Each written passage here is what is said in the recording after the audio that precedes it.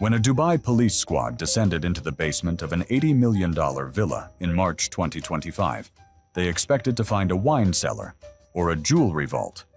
Instead, they discovered 7 women in metal cages, measuring 2 by 2 meters each, chained to the walls.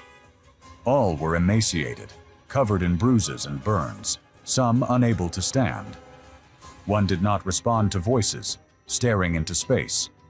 Another repeated the same word in Russian over and over. On the wall of one of the cells, someone had written in blood in English, "God, save me or kill me." The squad commander, a veteran police officer with 20 years of experience who had seen a lot in his career, ran upstairs and vomited in the courtyard. Later, in an interview with an internal investigation, he said that he thought he had seen everything: murders, drug cartels, terrorists. But this was something else, a hell underground, built by man for man.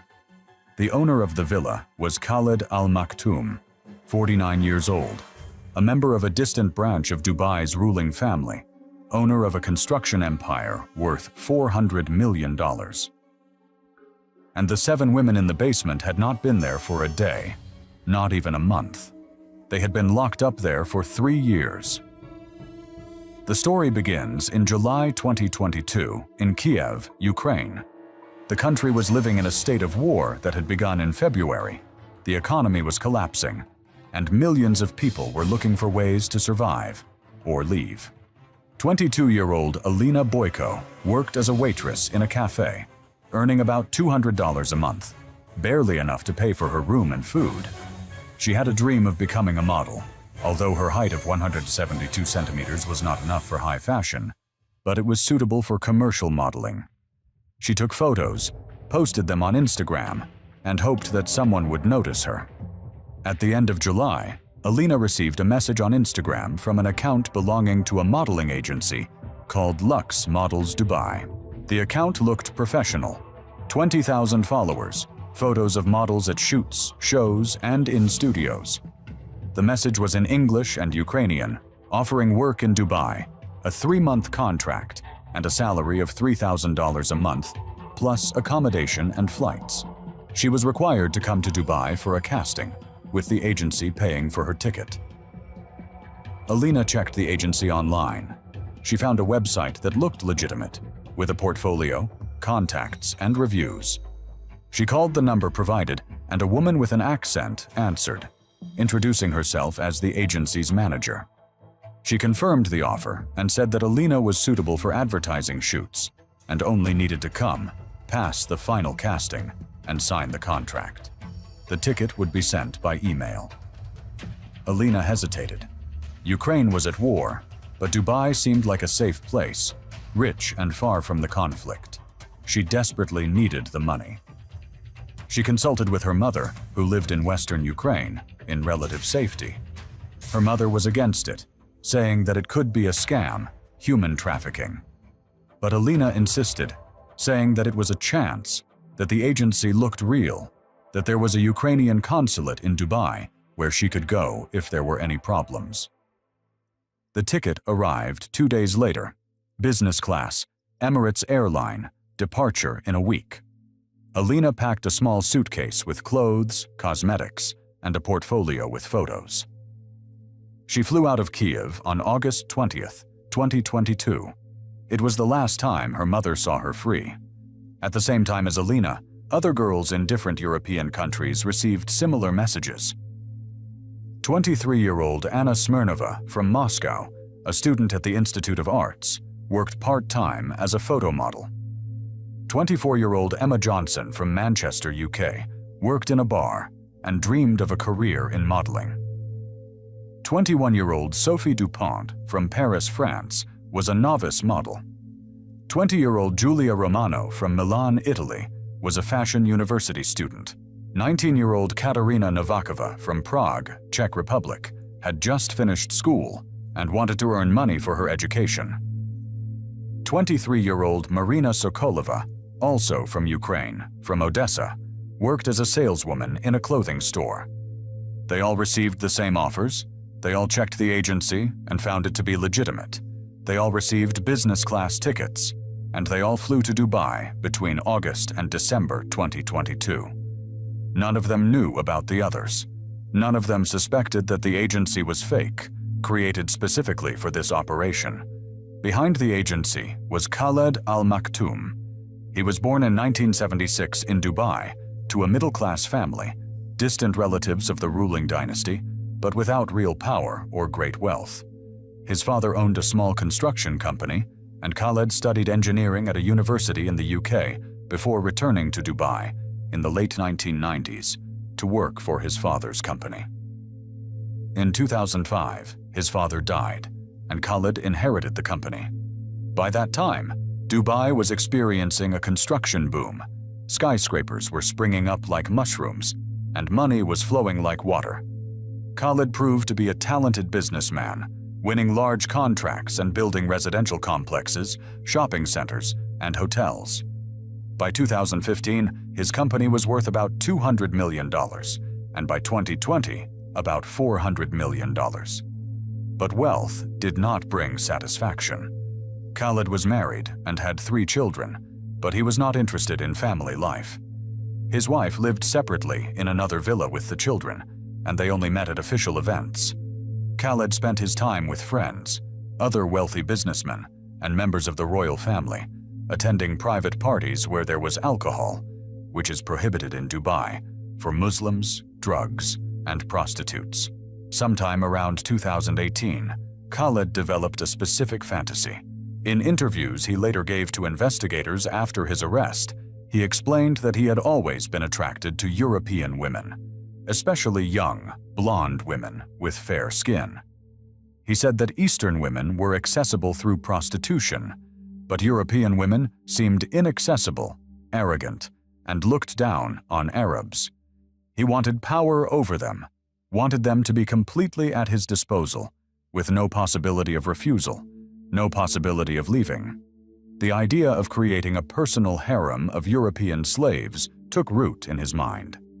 He discussed it with several close friends who shared similar fantasies. 6 of them agreed to participate financially and personally. They began planning the operation. The planning took about 2 years. Khaled hired a security consultant, a former Pakistani police officer who worked as a security guard in Dubai, who agreed to help with the organization for a large fee. The consultant developed a kidnapping plan that minimized the risks. Instead of a rough kidnapping on the streets, which would attract the attention of the police, they decided to use deception through a fake modeling agency.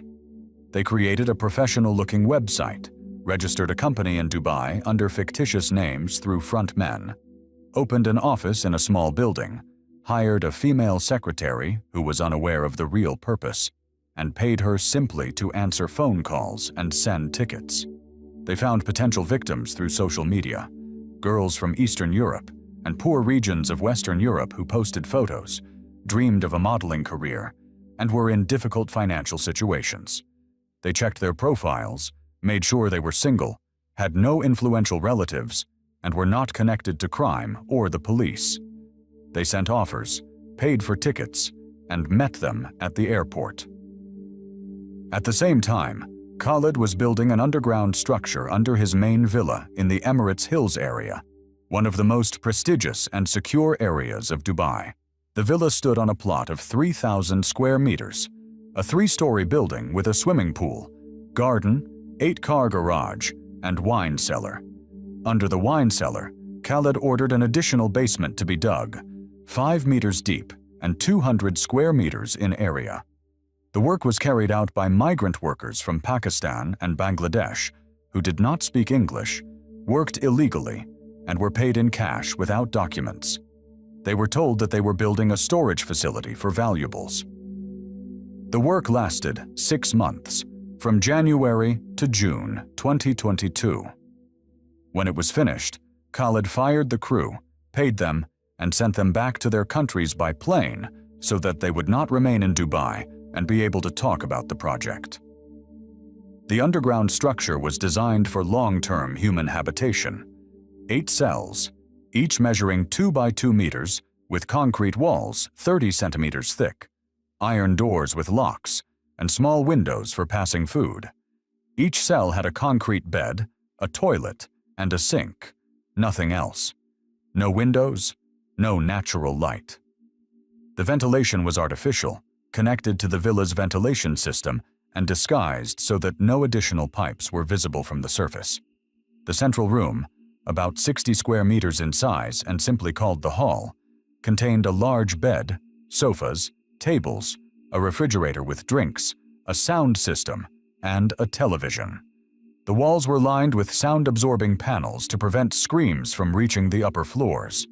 This was where the victims were to be used. A separate room measuring about 20 square meters, called the medical office, contained a couch, cabinets with medicines, instruments, equipment for performing abortions, and basic medical care. Khalid hired a doctor, a Pakistani who was working illegally in Dubai, who agreed to service the basement for a large sum of money without asking any questions. Another room, small, 2 by 2 meters, completely dark, without ventilation, with an iron door, was called the Black Room. It was intended for punishment. The entrance to the basement was through a secret door in the wine cellar. A rack with wine bottles moved aside when a hidden button was pressed, revealing a metal door with a combination lock. Behind the door was a staircase leading down 20 steps to the basement. The door was 10 centimeters thick, made of steel, and soundproof. The entire system was autonomous. Electricity was supplied by a separate generator, disguised in the villa's technical room. The ventilation was connected to the general system, but with filters to prevent odors. Water came from the villa's common system, but through a separate branch that could not be tracked by meters.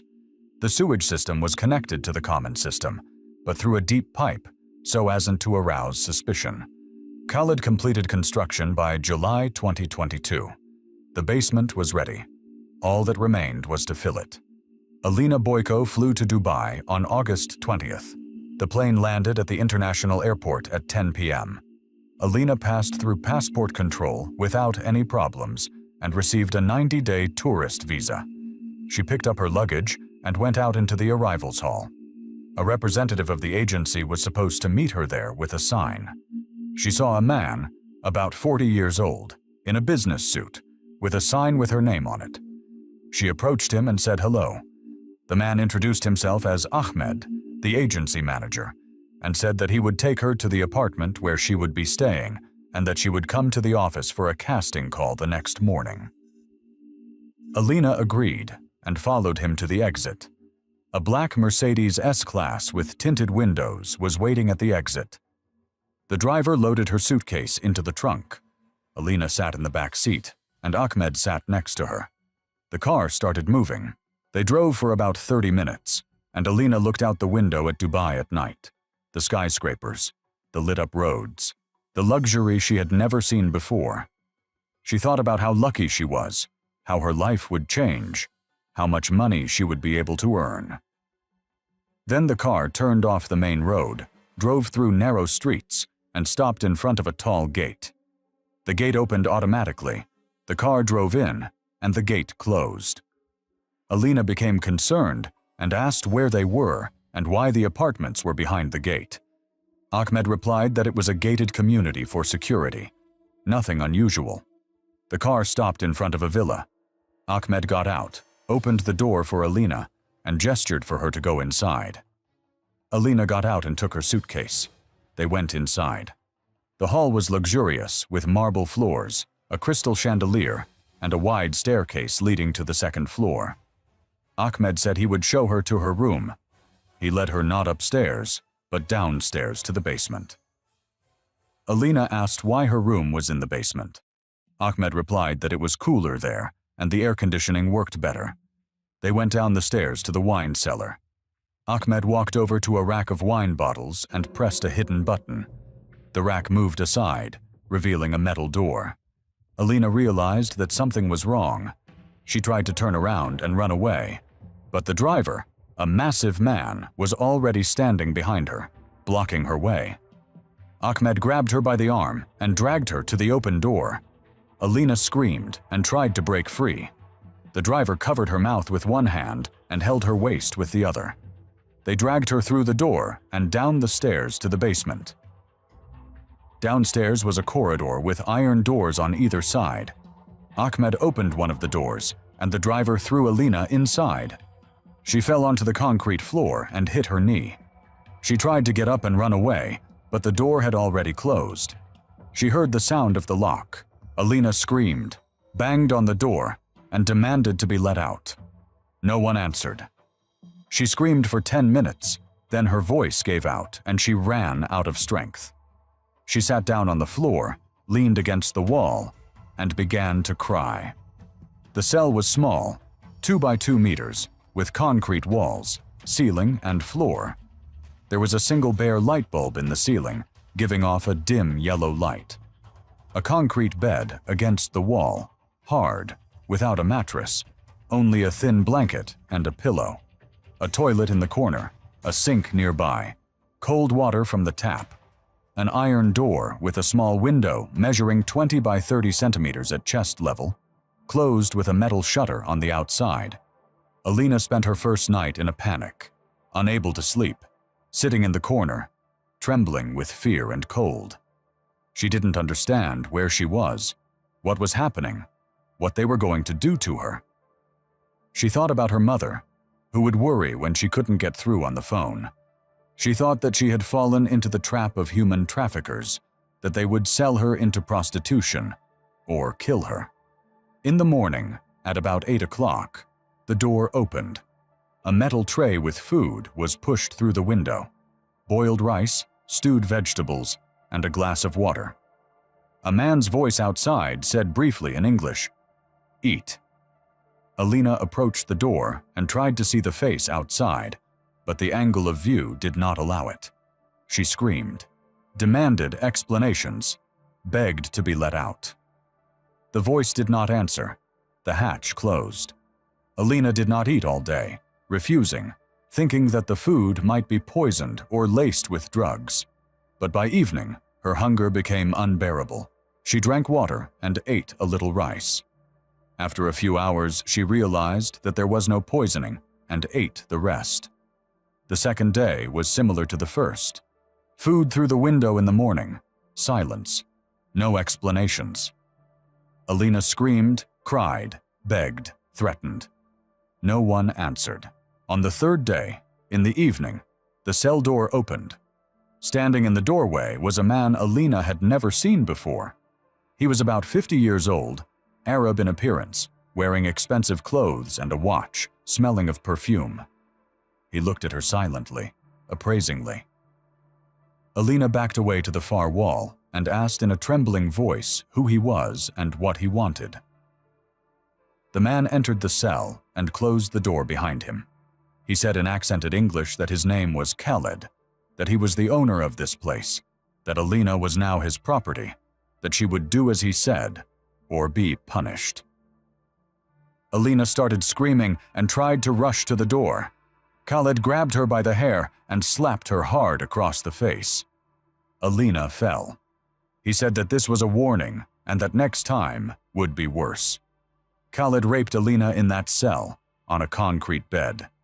She tried to resist, scratching and biting him. He punched her in the stomach and ribs until she stopped resisting from the pain. When he finished, he got up, got dressed, and said that she would be here for a long time, so she'd better get used to it and cooperate.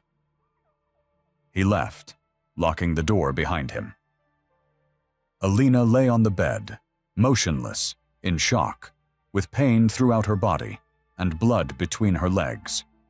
She didn't cry or scream, she just stared at the ceiling, unable to believe that this was real. Over the next few weeks, Khaled came regularly, every 2 or 3 days, used Alina, and left. Sometimes he brought other men, friends who paid him money for access. Alina stopped resisting after several brutal beatings, realizing that it only caused more pain, that it was better to endure, not move, and wait for it to end. 2 months after Alina's arrival, in October 2022, a second girl appeared in the basement. Anna Smirnova from Moscow. She was placed in the neighboring cell. Alina heard her screams when she was brought in, heard her crying at night. She tried to talk to her through the wall, knocked, called out. Anna answered, and they talked in whispers so the guards wouldn't hear. They told each other their stories, cried together, and tried to support each other. In November, a third girl, Emma from England, was brought in. In December, a fourth, Sophie from France. By February 2023, all 8 cells were full. 8 girls from different European countries, all about the same age, all trapped in the same way. Life in the basement was an existence, not a life. The girls were kept in their cells 23 hours a day. Once a day, usually in the morning, they were brought food, rice, vegetables, sometimes chicken or fish, but the portions were small, insufficient. 1 liter of water per person per day. Hunger was constant. Thirst was agonizing. The girls lost weight, and after a few months they were all emaciated, their bones protruding, their faces sunken. Once a day, at different times for each girl, the guards would come, take the girl out of her cell, and lead her to the hall. There, Khaled or one of his friends would be waiting. They used the girl, sometimes one at a time, sometimes several at once. If the girl resisted, screamed, or cried, they beat her and used force. If she obeyed silently, they did not beat her. It lasted from 30 minutes to several hours. Then they returned her to her cell. They were allowed to wash once a week. They were taken to a separate room with a shower, given 5 minutes, cold water, and a bar of soap. They did not change their clothes for months until they turned into rags. There was no medical care. If a girl fell ill, she was left alone and told to endure it. A Pakistani doctor came several times when someone was too sick, gave antibiotics and painkillers, and left. Pregnancies occurred regularly. Khaled and his friends did not use protection. When a girl became pregnant, the doctor would come and perform an abortion right in the basement, on a couch in the medical office, without anesthesia, only local pain relief. The girls screamed in pain and lost consciousness. After a few days, they returned to their usual routine, with no time to recover. Psychological control was systematic.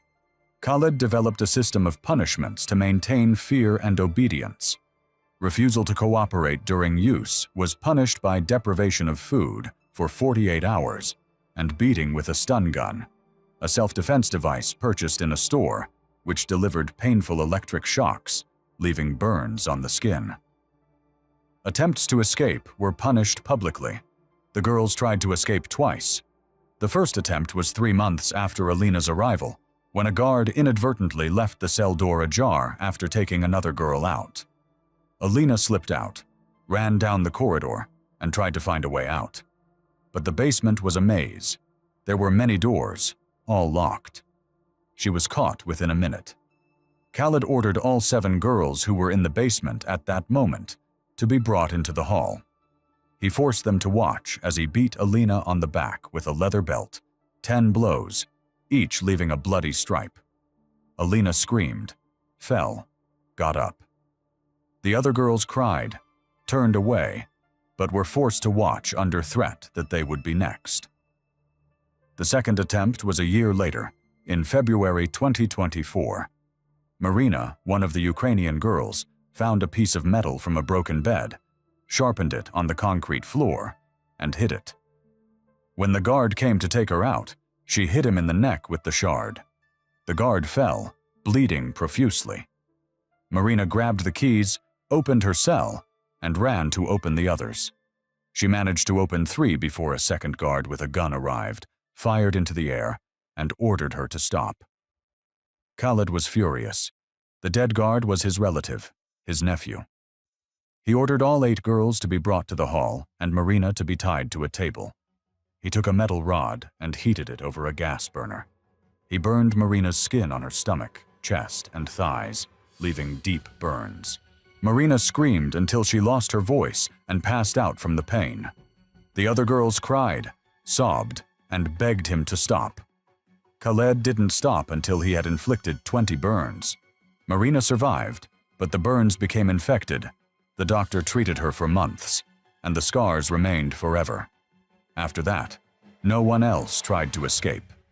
Protests, cries, and demands to be released were punished with isolation in a black room. A small cell, 2 by 2 meters, without light, without ventilation, an iron door, complete darkness and silence. The girl was locked up there for a week, sometimes longer.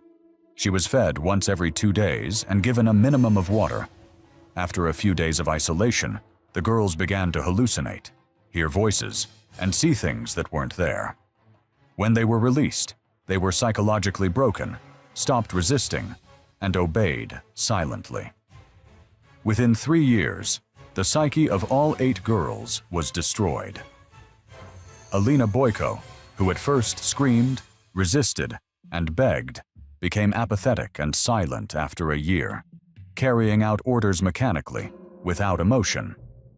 2 years later, she tried to kill herself by making a noose out of a sheet and hanging herself from a ventilation pipe. The guards found her in time, took her down, and resuscitated her. After that, Alina fell into a catatonic state, did not speak, did not respond to external stimuli, sat in the corner of the cell, and stared at the wall. She had to be force-fed and made to swallow. Anna Smirnova from Moscow lost her mind after a year and a half. She began talking to invisible people, having conversations with voices that only she could hear. Sometimes she laughed for no reason. Sometimes she cried for hours. When she was taken out into the hall, she did not understand where she was or what was happening, saying that it was a dream and that she would wake up soon. Emma Johnson from England kept her sanity longer than the others, tried to support the others, saying that they had to hold on, that they would be found and saved. But after 2 years, she broke down too. She wrote a phrase in English on the wall of her cell in blood: "God, save me or kill me." She took the blood from a wound on her wrist, which she had inflicted on herself by tearing her skin with her fingernails. The phrase remained on the wall. The guards did not wipe it off. Khaled said it was a good reminder for others that there was no hope. 19-year-old Katerina Novikova from Prague, the youngest, was the most psychologically fragile. She cried every night, called for her mother, asked God for death. After a year, she stopped crying, became indifferent, did everything she was told without resistance, without emotion. Her body moved, but inside, there was nothing left. In December 2024, Khaled organized a special party for a group of wealthy businessmen from Saudi Arabia. 10 men, each paying $50,000 for access to all 8 girls for one night. They brought all the girls into the hall, undressed them, and ordered them to serve the guests. The night lasted 8 hours, from 10 p.m. to 6 a.m. 10 men used 8 girls repeatedly, taking turns, sometimes 2 or 3 at a time. The girls were exhausted, sick, and tormented. Several lost consciousness and were revived with cold water, only to be used again. Katerina Novikova did not survive the night. At 4 in the morning, she began to bleed internally from injuries to her pelvis. The bleeding did not stop. No doctor was called because the party was still going on, and Khaled did not want to interrupt it.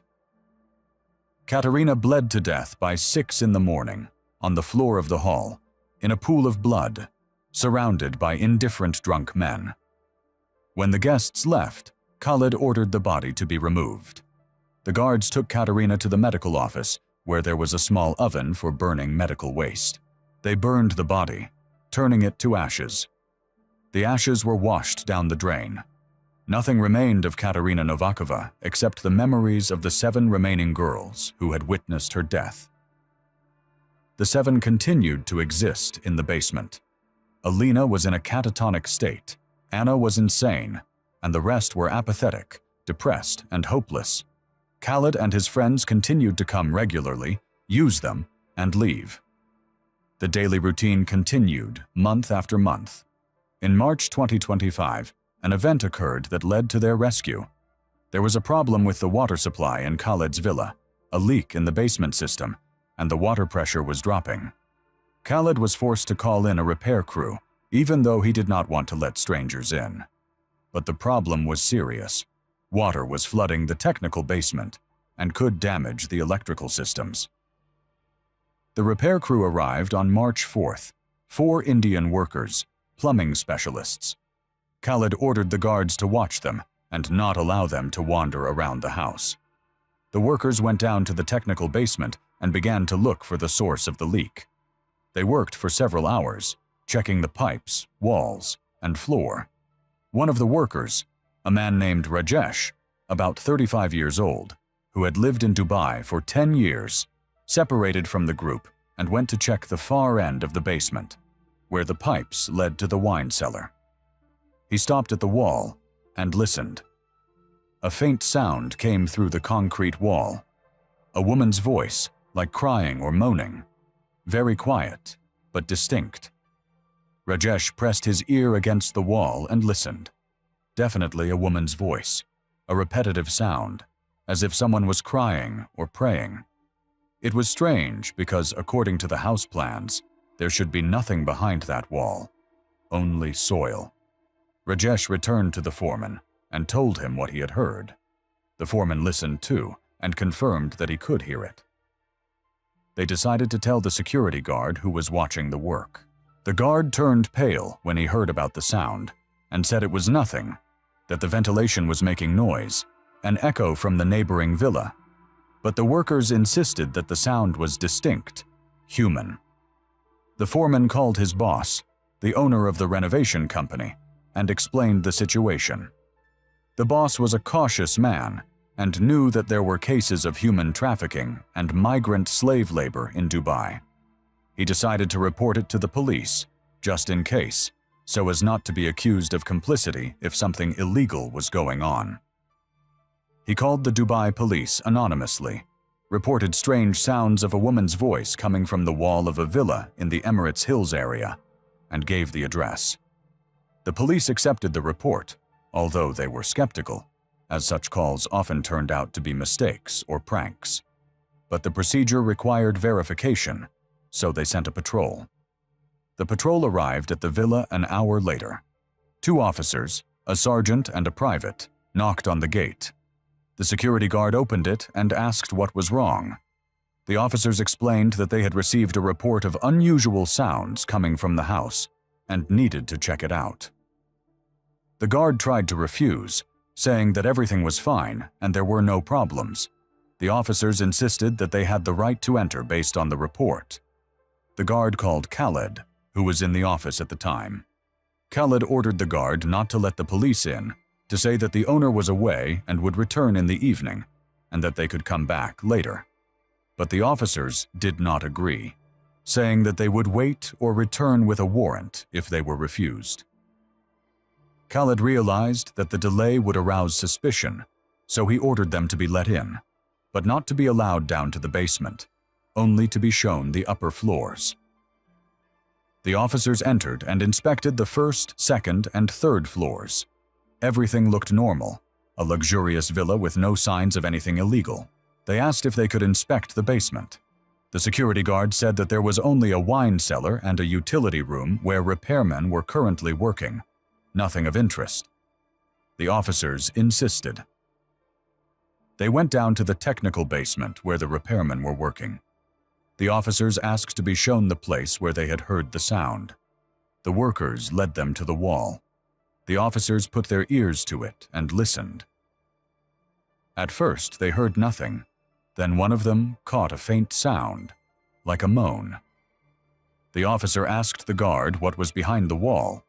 The guard replied that there was nothing, just soil and foundation. The officer knocked on the wall. The sound was dull, but not like solid concrete, more like a hollow space behind a layer. The officer called for backup on the radio, reporting that there was a suspicion of a hidden room behind the wall, and that a detailed inspection was required. 20 minutes later, 4 more officers and a detective arrived. The detective examined the wall and ordered the repairmen to inspect the pipes leading through it. and trace their route. The repairman found that the pipes did not go into the ground, but somewhere down into a hidden room. The detective ordered them to find the entrance. They searched the basement and found a door to the wine cellar. They went in and examined the wine racks. The detective noticed that one rack was not bolted to the wall like the others, but stood on wheels. He ordered it to be moved. The security guard tried to prevent this, saying that it was private property and a warrant was needed. The detective replied that a warrant was not required if there was suspicion of people being held captive, which was grounds for immediate entry. They moved the rack and found a metal door with a combination lock behind it. They ordered the guard to open it. The guard refused, saying he did not know the code. The detective ordered them to break it open. The officers brought tools and began to break the lock. 10 minutes later, the door opened. Behind the door was a staircase leading down, 20 steps, dimly lit by light bulbs in the wall. The detective and 3 officers went down, weapons at the ready. Below was a corridor with iron doors on either side. The detective shouted, "Is anyone here?" There was a few seconds of silence. Then a faint female voice replied in English, "Help! Please help us." The detective ran to the door from which the voice was coming. The door was locked from the outside. He unlocked it and threw the door open. In the cell, a young woman was sitting on a cot, emaciated, in dirty clothes, with long tangled hair and bruises on her face and arms. She stared at the detective with wide eyes, unable to believe that this was real. The detective asked who she was and how she got there.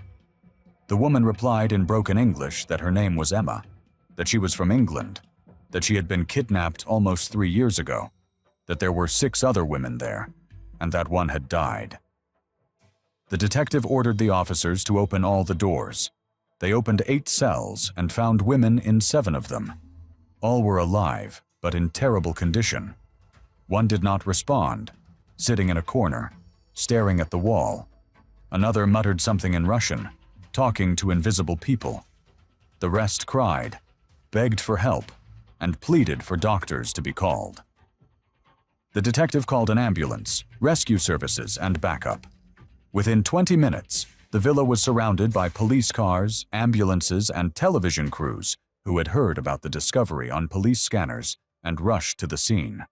7 women were evacuated on stretchers and taken to the hospital under guard in ambulances.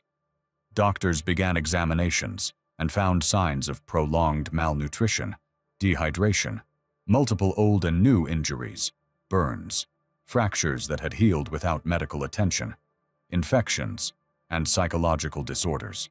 All were placed in separate wards under constant supervision by psychiatrists and therapists. Khaled al-Maktoum, upon learning of the raid, attempted to flee.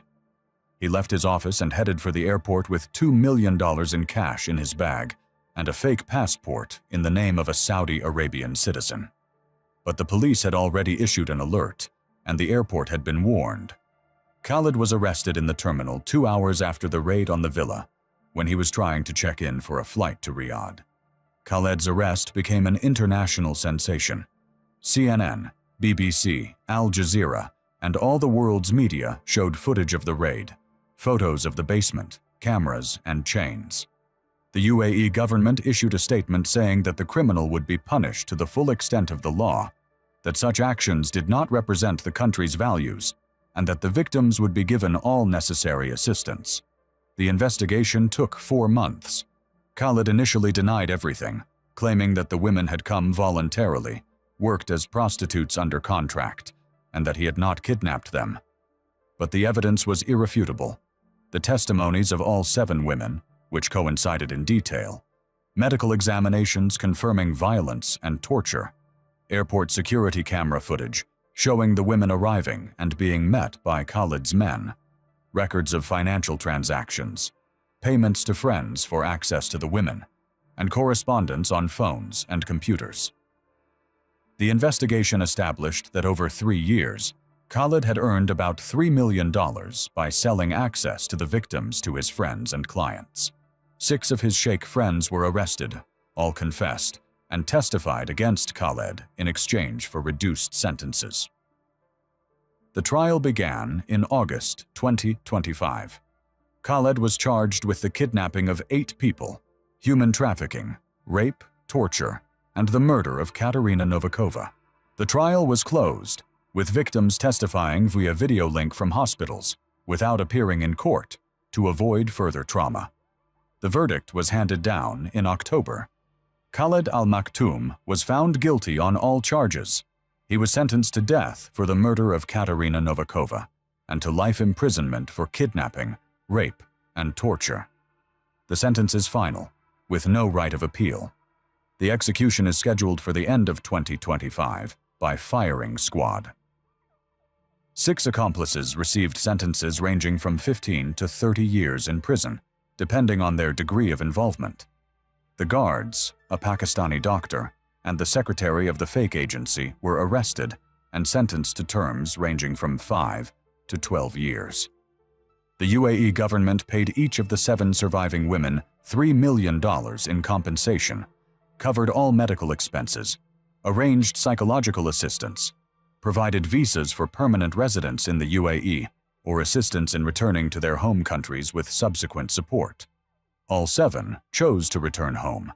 Alina Boyko returned to Ukraine to her mother, underwent treatment at a psychiatric clinic in Kiev, partially regained her ability to speak and interact, but remained with severe post-traumatic stress disorder, depression, and suicidal thoughts. A year after her release, in April 2026, she committed suicide by taking a large dose of sleeping pills. She left a note to her mother. "I can't live with the memories. Forgive me. I tried." Anna Smirnova returned to Russia and was placed in a psychiatric hospital in Moscow, where she remains to this day. She has not regained her sanity, continues to talk to voices, does not recognize her relatives, and lives in her own reality. Doctors believe that a full recovery is unlikely. Emma Johnson returned to England, is undergoing long-term therapy, and lives with her parents in Manchester. She is gradually recovering, has started volunteering at an organization that helps victims of human trafficking, and is trying to turn her experience into a strength to help others. She does not give public interviews.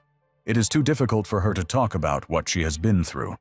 Sophie Dupont, Julia Romano, and Marina Sokolova have returned to their countries, are all undergoing long-term therapy, and are trying to rebuild their lives. None of them have married or had children. They all live with their parents or alone, avoid men, suffer from nightmares and panic attacks, and are afraid of enclosed spaces and darkness. The relatives of Katerina Novikova from Prague received compensation and official confirmation of her death. Her body was never found. Her ashes were washed down the drain, but the court ruled that she had been murdered based on the testimony of the survivors. Her parents erected a symbolic grave in a cemetery in Prague and regularly bring flowers. The story caused an international outcry and led to tighter controls on modeling agencies, especially those that recruit girls from Eastern Europe to work in the Middle East. Several other similar cases were uncovered in the following months in various Gulf countries. Dozens of women were freed, and dozens of criminals were arrested. But for the 7 survivors and the relatives of the deceased Katerina, justice did not bring relief. Money did not bring back the lost years, erase the memories, or heal the wounds. 3 years in an underground prison destroyed these women's lives forever. Alina Boyko is dead, having committed suicide a year after her release. Anna Smirnova lives in a psychiatric hospital, having lost her mind. The rest are trying to exist, day after day, fighting the demons of the past that never go away. Khaled al-Maktoum was executed by firing squad in December 2025 in a Dubai prison. He did not utter his last words, did not express remorse, did not ask for forgiveness. He died as he had lived, heartless, cruel, believing himself entitled to own other people, to use them, to destroy them. His villa was confiscated, the basement was filled with concrete, and the building was demolished. A public park was built on the site. None of the local residents wanted to live there. The place was cursed by the memory of what had happened underground. The story of the Sheikh's underground prison became a warning to young women around the world. Don't trust offers that seem too good to be true. Check employers carefully. Never fly to another country without safety guarantees, without contact with the consulate, without people who know where you are. But warnings don't always help. Every year, thousands of women fall into the traps of human traffickers. Some are rescued. Many are not. 7 women were rescued from Khaled Al Maktoum's basement, only because a repair worker happened to hear screams through the wall and decided to report it. If not for this coincidence, they would still be there, or already dead. Court documents, victim statements, medical reports, all exist in the archives of the UAE law enforcement agencies. But many similar stories never become known. Somewhere right now, in basements, secret rooms, isolated buildings, women and children are being held in slavery, suffering, dying in silence. And the world keeps turning, oblivious to their cries. 7 men, dressed in identical white robes, kneel and take turns bringing a glass bowl filled with a thick white mixture to their lips. According to the survivors' testimony, 12 bound girls are then forced to drink from the same bowl. There are no surveillance cameras in the room, but investigators later reconstruct the sequence of events almost minute by minute from the confessions of the participants and victims. The history of this group did not begin as a mass kidnapping and violent confinement of people. For years, a closed circle of wealthy men from the Middle Eastern monarchy discussed topics of spiritual superiority, male power, and ancient mystical practices. Within this circle, a man appeared whom the other participants eventually came to call the Master. His name was Abdul, and he was a man over 60 years of age. In his youth, he received a religious education, then served as an imam in a provincial mosque, and was dismissed for statements that the leadership considered heretical. After that, Abdul began privately advising wealthy clients on spiritual practices and religious law. Gradually, a small circle of regular interlocutors formed around him, people between the ages of 45 and 65, each of whom had considerable wealth. According to one of the detainees, who later agreed to cooperate with the investigation, the main idea around which the group's teachings were built emerged after Abdul introduced them to anonymous translations of fragments of an old mystical treatise attributed to a medieval author. These texts focused heavily on the concept of life force and the difference between male and female energy. In closed meetings, Abdul claimed to have found in these fragments confirmation of his own theories that women of a certain origin and physical type possess a special kind of life force that can allegedly be absorbed, thereby prolonging health and enhancing charisma. At first, this existed as a discussion and theoretical construct. The participants met in private homes, exchanged historical examples, and referred to pre-Christian and pre-biblical fertility cults, where bodily fluids were considered to be carriers of sacred power. Gradually, specific fantasies about rituals, rules, and the structure of the proposed community began to creep into the conversations. Abdul played a dominant role in these discussions. He proposed a clear hierarchy: one spiritual leader, several senior disciples, and a circle of initiates. The decisive stage came when the group decided to move from discussion to practical implementation. According to the same cooperating witness, at one of the meetings, Abdul proposed creating a closed center for testing purification rituals involving young women, whom they would regard not as people, but as vessels for energy. The term sacred vessels subsequently became key in their internal terminology.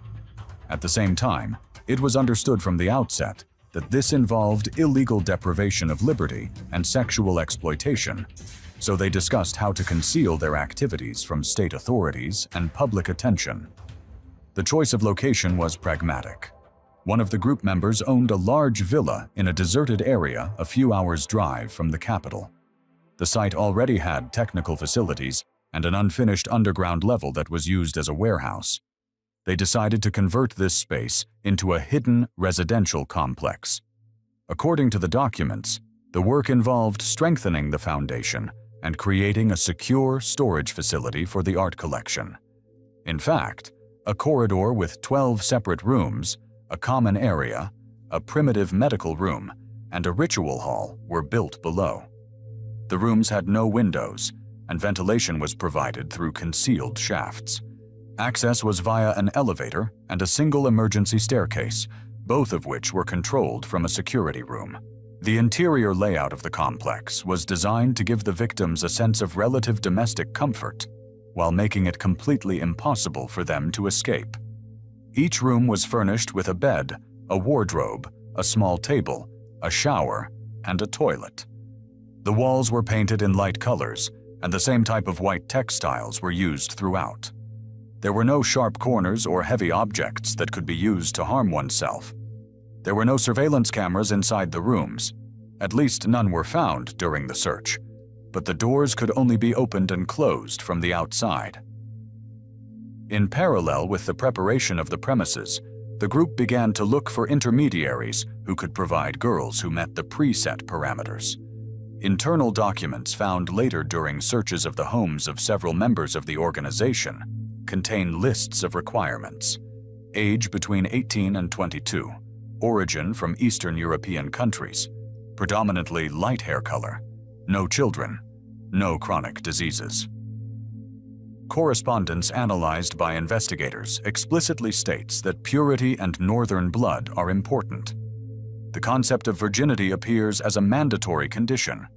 At this stage, the theory of sacred vessels finally intersects with the real system of human trafficking. Intermediaries in the girls' countries of origin sought out candidates who were in vulnerable situations: orphans, boarding school graduates, girls from poor families who had fallen on hard times. They were offered jobs abroad under the guise of childcare, hotel work, or domestic help. For some of the girls, the paperwork was done officially, through tourist visas. Others were transported via more covert routes through third countries. In each case, the final destination was not specified. According to witness testimony, the first two girls appeared in the underground complex a few weeks apart. They were brought in at night, in a state of severe stress and disorientation, some under the influence of sedatives. The new arrivals were dressed in identical long white shirts and had all their personal belongings, phones, and documents taken away. At first, they were told through an interpreter that they were in a spiritual center and had been brought there as selected participants in a special program. Strict rules were immediately laid down: complete isolation from the outside world, a ban on any attempts to escape, and obedience to the orders of the staff and the master. The phrase, "You are not slaves, you are sacred vessels," is repeated in the testimonies of several survivors with minor variations. The interpreter who worked for the group confirmed during questioning that he used this exact phrase because he had been instructed by the organizers to emphasize the special status of the girls. At the same time, they were immediately told that their bodies and actions now belonged entirely to the community. This was justified by a spiritual contract, although there was obviously no real voluntary consent. As the underground complex filled up, an internal routine was established. The girls could sleep and wash in separate rooms, and they were brought food 3 times a day. The diet consisted of typical Middle Eastern dishes, fruit, and sweets. Medical care was practically non-existent, except for a few cases when a person's health threatened the functioning of the entire system. Any complaints about mental health were ignored or interpreted as resistance to purification. Life below was built around 2 types of rituals, which the master and his closest assistants presented as the basis of the teaching. According to the survivor's testimony, the morning ritual was performed daily at the same time. The girls were taken out of their rooms one by one and seated on benches in a common room. In the center stood a small table with a single glass bowl. According to them, the master appeared in person, accompanied by 2 or 3 senior members of the group.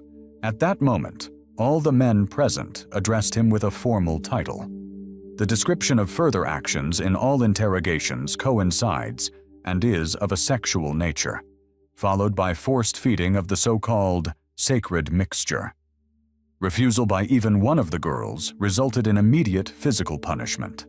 Several victims said that after such a refusal, they were left without food for several days and beaten with belts or plastic tubes on exposed parts of their bodies. Evening and night rituals were not held every day. At the center of the system was a weekly ceremony that participants called the Great Ritual. On that day, all 15 men in the group descended into an underground hall, wearing black hooded robes prepared in advance. The girls were lined up in a circle or semicircle, usually without clothes. For a long time, the men read aloud texts from a prepared set of spells in Arabic. According to translators who were later brought in to analyze the seized documents, these texts were fragments of religious formulas, distorted and combined with elements of folk magic. After the texts were read, the second stage began. Each girl was subjected to successive acts of violence by all the men present. The organizers openly explained to the victims that, in their belief, this process transferred virgin energy into the bodies of men and thus strengthened them. Internal notes found during searches of several key participants contained descriptions of this concept without veiled wording. Expressions such as absorbing northern blood and closing the circle of energy in brotherhood are used. The actual consequences for the girls were only recorded in general terms. There was no regular medical supervision other than a basic examination. Pregnancies began to occur within a few months of the complex's existence. The testimonies of survivors and the confessions of a woman who served as a midwife suggest that at least 7 of the 12 victims became pregnant. An elderly woman from South Asia with a background as a nurse was in charge of childbirth. She was given a separate room and a limited set of medicines and instruments. According to this woman, whom researchers managed to talk to before the verdict was handed down, she was explicitly told that her main task was to save the mother's life as much as possible, but the priority was to deliver the baby. Newborns were immediately taken away from the room, sometimes within minutes of being born. Women who gave birth in the basement never saw their children more than once and did not know where they were being sent. From documents related to financial transactions and indirect evidence, it can be concluded that the babies were transferred to families known to the clinic within the country and possibly beyond for significant sums of money, with the transactions being recorded as private adoptions. At least 2 births resulted in serious complications. In one case, there was massive bleeding, and in the second, a prolonged labor without access to adequate medical care. Both women died. According to several people involved in their burial, the bodies were taken out of the villa's fenced area at night and buried in the desert without any markers. This is confirmed by satellite images of the area, on which experts noticed changes in the terrain at certain points, coinciding with the indicated locations after the case was opened, although it was difficult to conduct an exhumation, later due to climatic conditions and the time that had passed since the burial. By this point, the structure of the complex and the order within it had become established. The 10 surviving girls remained in isolation, without access to information about the outside world. According to the survivors, any talk of family or past life was suppressed with threats.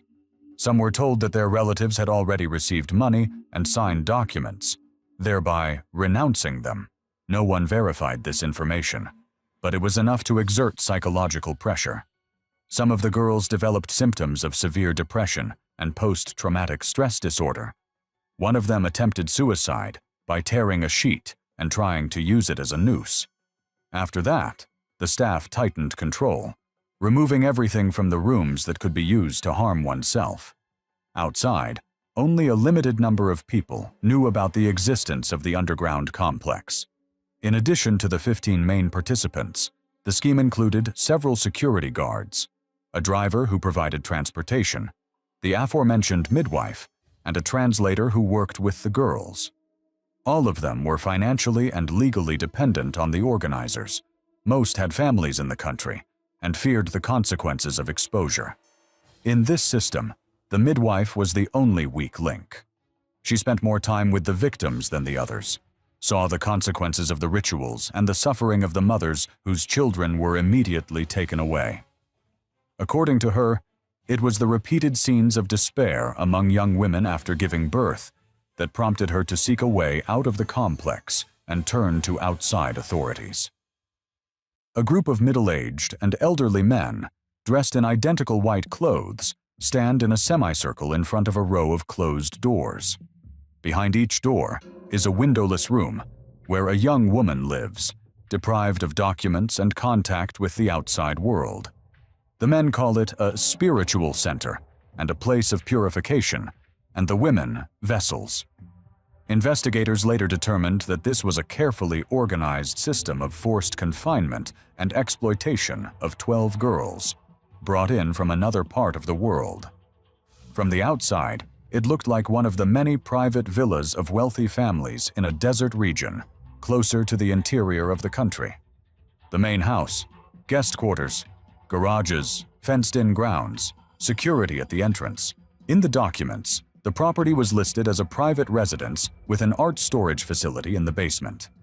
The underground complex was not formally mentioned in any public documents, except for vague references to an underground storage facility for valuables and reinforcement of the foundation. The construction work was carried out several years ago. Contractors signed non-disclosure agreements, and only the owners and their trusted representatives had access to the final result. According to the investigation, a group of about 15 men aged between 45 and 65 used this facility for meetings and rituals, which they referred to among themselves as spiritual practices. Most of them had significant assets in real estate, trade, and the petrochemical industry. The common denominator was their membership in a narrow circle of the economic elite, access to private clubs, and a habit of resolving issues informally. The group was led by a man over 60 years of age, whom the others called the Master. In the past, he had received a religious education and had experience working in official structures, but he was dismissed for views that the leadership considered unacceptable. After that, he gathered around him people who were interested in esoteric practices, combining fragments of mystical texts and folk beliefs. Within this group, the idea gradually took shape that certain women possessed a special life force that could be used to prolong male health and increase influence. The concept was based on a set of pseudoscientific and mystical theses that echoed ancient fertility cults and ideas about bodily fluids as carriers of energy.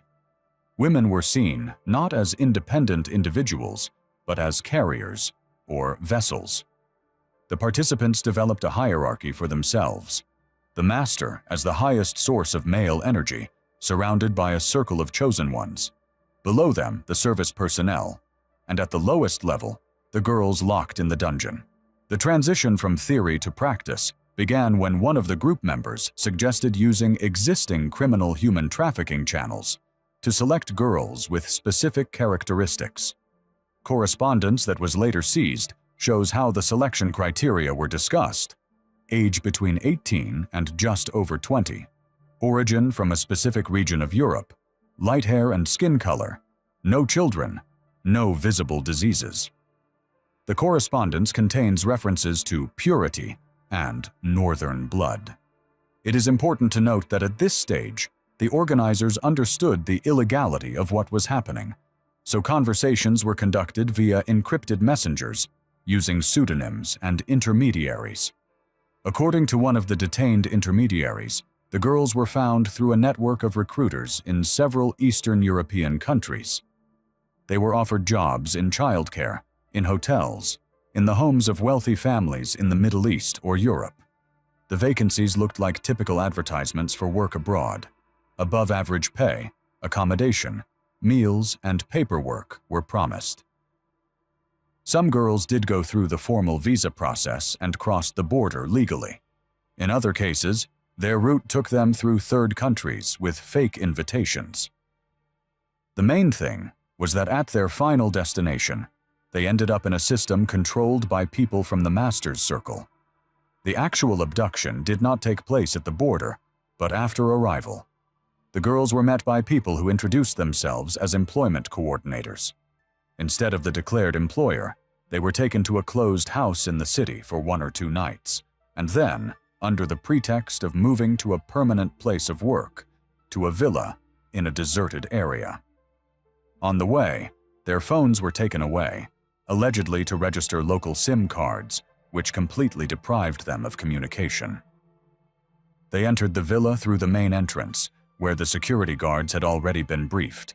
They were then led into the house and taken down to the basement by elevator or stairs. According to the survivors' testimony, their first impressions downstairs were mixed. On the one hand, the rooms did not resemble classic prison cells.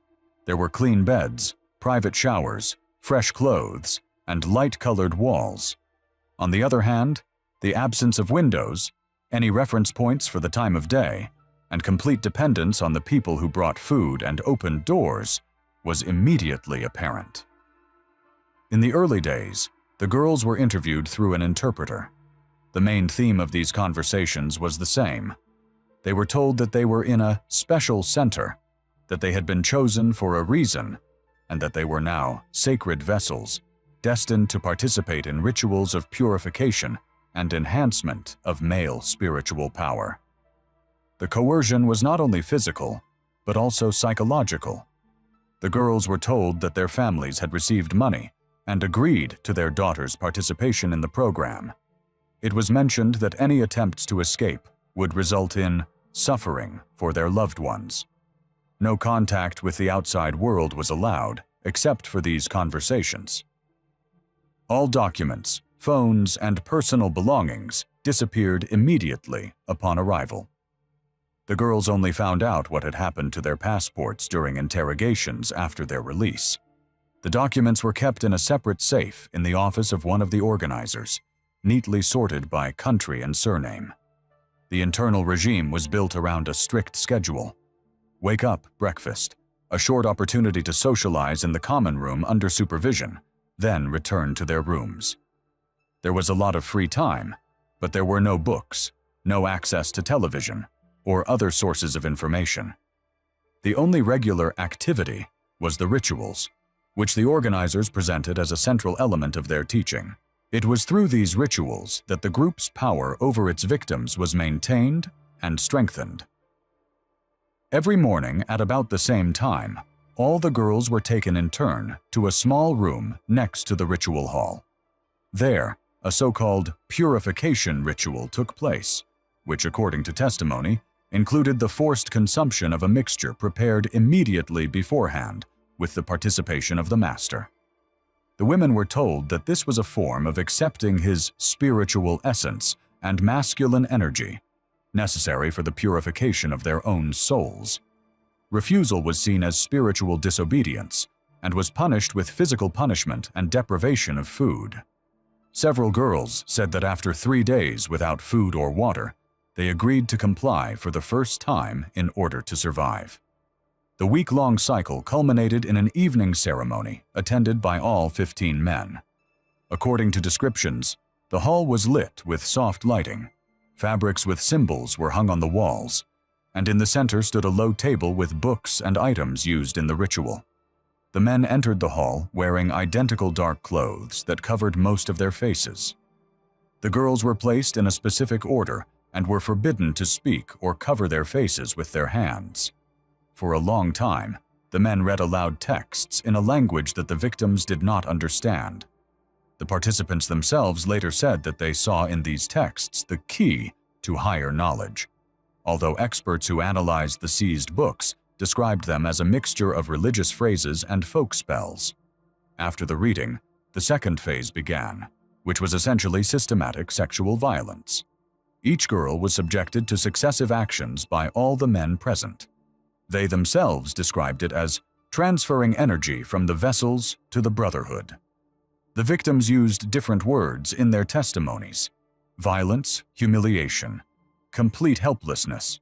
The master actively participated in these actions and controlled the order, punishing men who tried to evade or violated the rules he had established. The consequences of this regime were not long in coming. After a few months, some of the girls began to show signs of pregnancy. No preventive measures were taken deliberately. In the organizers' logic, pregnancy was a natural result of the rituals and further confirmation of their power. An elderly woman with experience as a nurse in a maternity ward was invited to assist with the births. She was introduced into the scheme as a sacred assistant, essentially the only person with basic medical skills who regularly descended into the underground complex. This woman later became one of the key witnesses. She was not part of the circle of 15 men and did not share their beliefs, but she needed money and agreed to the job without fully understanding the scale of what was happening. At first, she was told that the women downstairs had violated social norms and were undergoing a special re-education program. Only when she saw the real condition of the girls did she realize that she was dealing with victims of human trafficking and violence. According to her, at least 7 births took place in the underground complex over 2 years. In each case, she was called in advance when the girls went into labor. There were minimal medicines, several types of painkillers, antiseptics, and a basic set of instruments.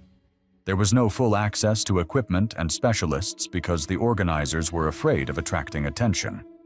In some cases, the births went without serious complications, but within minutes of the baby's birth, the mothers were deprived of the opportunity to see their child.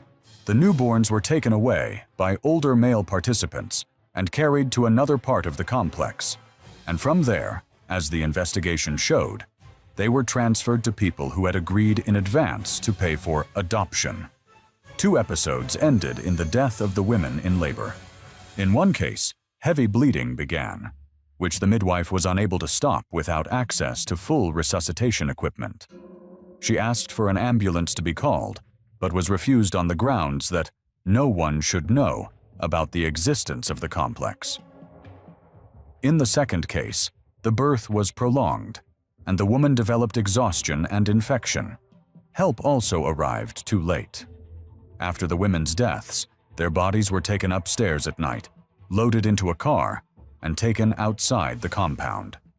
There, according to the guards who participated, they were buried in a remote part of the desert without identification marks. With each new episode of participation in childbirth, the midwife's inner tension increased.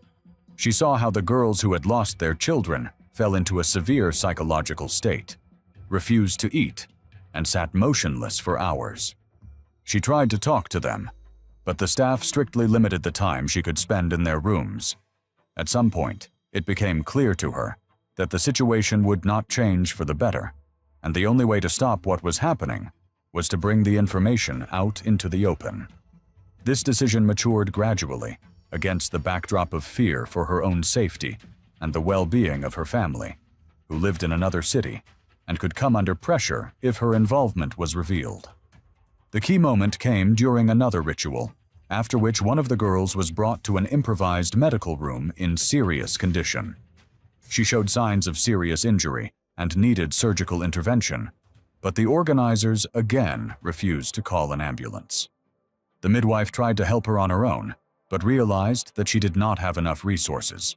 The girl survived, but this incident was the last straw for her. In the following weeks, she began to look for loopholes in the villa's security system.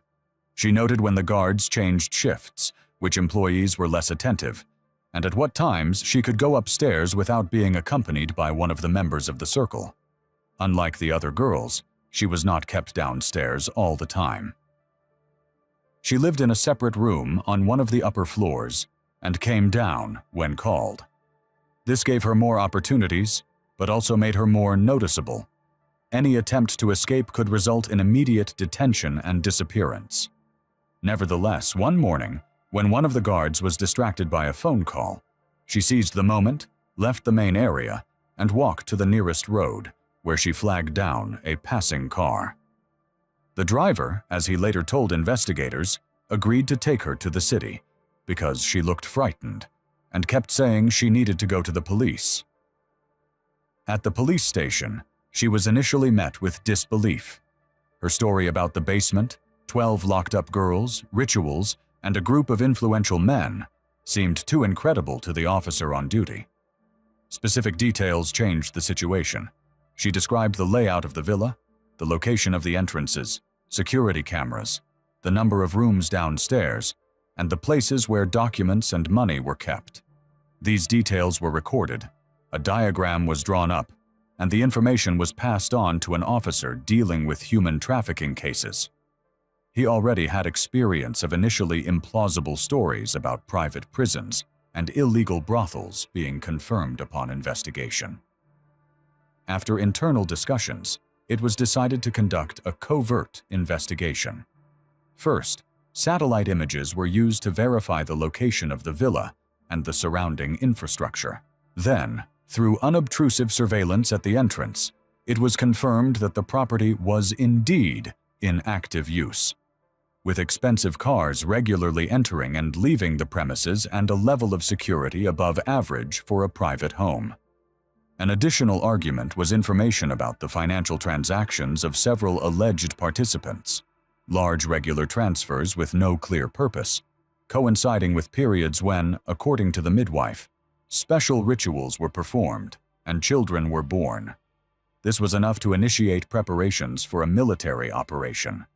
The decision to storm the complex was made at a level where not only the risks to the victims were taken into account, but also the possible political consequences, given the status of many of the suspects.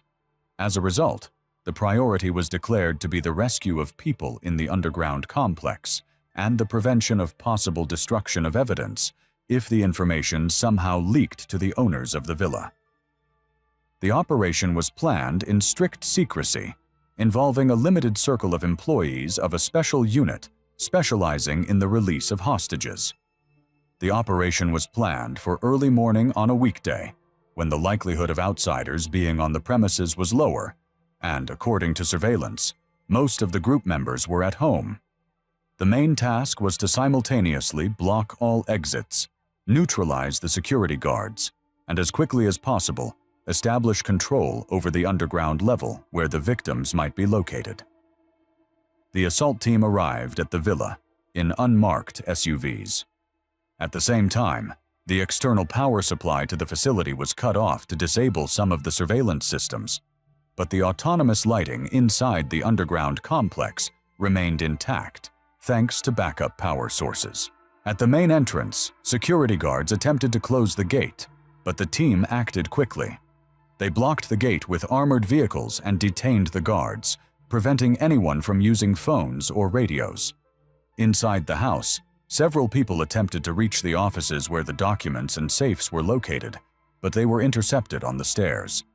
The key moment was gaining access to the underground level. According to the diagram provided by the midwife, it was accessed via an elevator and a metal door in the utility room. The elevator was blocked on the first floor so that no one could go up or down without permission. The main entrance to the basement was opened with hydraulic tools. The first to descend were fighters in full gear with ballistic shields. They expected armed resistance, but in the corridor they were met only by silence and the bright light of fluorescent lamps. A row of identical doors stretched along the corridor. Sounds came from some of them: crying, screaming, banging. Opening the first door, the security forces saw a young woman in a long white shirt sitting on the bed, in obvious shock. She covered her face with her hands and repeated words in a language the soldiers did not understand. In the neighboring rooms were similar girls, some alone, some with obvious signs of physical exhaustion. 2 were in a state close to childbirth or had recently given birth, judging by medical signs. There were no clothes in the rooms except for the shirts and underwear they had been given. At the same time, another group went out to the hall, where, as expected, another ritual was about to take place. Inside, There were indeed several men in dark clothes and 2 girls who had just been brought out of the rooms. The men did not have time to put up serious resistance. 2 tried to grab hidden knives, but were quickly disarmed. The rest either froze or tried to shout something about a sacred place and a mistake. A total of 15 men, later identified as the main members of the group, and 10 girls aged between 18 and just over 20, were detained in the basement. The first priority after the capture was to provide medical assistance to the victims. Ambulance crews and doctors were quickly brought to the villa. All the girls were examined, and injuries, signs of exhaustion, and in several cases, pregnancies at various stages and complications after recent childbirth were recorded. Several required urgent hospitalization. They were taken to the nearest hospitals under guard to protect them from possible pressure or abduction at this new stage. The upper floors of the house were searched for documents, money, means of communication, and any evidence confirming the pattern of human trafficking and violence. In the offices, they found safes with large sums of cash, a collection of jewelry, as well as neatly stacked passports and copies of the girls' identification documents. Next to them were sheets of paper with notes, country, age, hair color, date of arrival. In another room, several laptops and external drives were found, on which experts later found correspondence with intermediaries, financial calculations, and fragments of internal instructions for group members. Several days passed between the raid and the start of a full-fledged investigation, during which initial statements were recorded. The main suspects initially took a hard line of denial. They claimed that the girls were there of their own free will, that there was no violence, and that what was happening was part of a closed spiritual practice. During the first interrogations, they referred to alleged verbal agreements and the preservation of the honor of families, whose names they did not mention. However, the seized documents, the midwife's testimony, and the girls' initial statements undermined this line of defense. Medical reports played an important role. The doctors who examined the girls recorded multiple old and fresh injuries characteristic of systematic sexual violence. Gynecological examinations revealed numerous signs of childbirth without proper medical care, delayed healing of tears, and signs of infection. Psychiatrists diagnosed most of the girls with post-traumatic stress disorder and severe depression, and some with signs of dissociative episodes. All of this information was included in the case file as evidence of the reality of what had happened in the underground complex. A separate line of investigation was devoted to establishing the fate of the children born in the underground complex. The midwife who gave the initial testimony described in detail each case of childbirth, the approximate duration of the pregnancies, the appearance of the babies, and which of the men were present when they were taken out of the room. She also said that she had overheard fragments of conversations about prepared families and agreements in other cities and countries. Financial documents and correspondence confirmed that during several periods coinciding with the dates of birth, large transfers from private individuals, designated as family support or donations, were made to the accounts of some of the suspects. However, it was difficult to establish a direct link between specific children and specific families. The documents were either missing or were issued to front men. The process of interviewing the girls proved to be difficult and lengthy. Some of them were unable to talk about their experiences at all in the first few weeks. They refused to engage, gave monosyllabic answers, or froze when the underground complex was mentioned. Psychologists and specialists in working with victims of human trafficking used methods that allowed them to gather information gradually and gently, without re-traumatizing the women. Their stories coincided in detail: a similar recruitment scenario in their countries of origin, a journey into the unknown, deprivation of documents, their first encounter with the underground rooms, an explanation of the role of the sacred vessels, a system of punishments and rewards, and rituals involving a group of men. The testimony of the midwife and the girls formed the basis of the indictment. All 15 main participants were charged with kidnapping, unlawful deprivation of liberty, human trafficking, systematic sexual violence, causing grievous bodily harm, and creating and leading a criminal community. Additionally, given the ritual nature of the actions, the indictment included a charge of engaging in prohibited magical practices and superstitions, which under local law was considered a serious crime. For several people whom the investigation identified as the organizers and ideologues of the group, the punishment could be the maximum. The trial was held in closed session. Officially, this was explained by the need to protect the personal data of the victims and their families. Only judges, prosecutors, lawyers, defendants, and a limited circle of law enforcement officials were present at the hearings. The girls gave testimony behind a screen or via video link from a separate room so as not to see their former captors. Their identities and countries of origin were not disclosed, and only their initials were used in the transcripts. Despite attempts by lawyers to build a defense on the alleged voluntary participation of the women, the court took into account the inequality of the parties, isolation, threats, and the complete inability to freely leave the compound. The difference in status also pointed to the role of voluntariness. On the one hand, the economic elite with access to resources, and on the other, vulnerable young women from poor families on the other side of the world.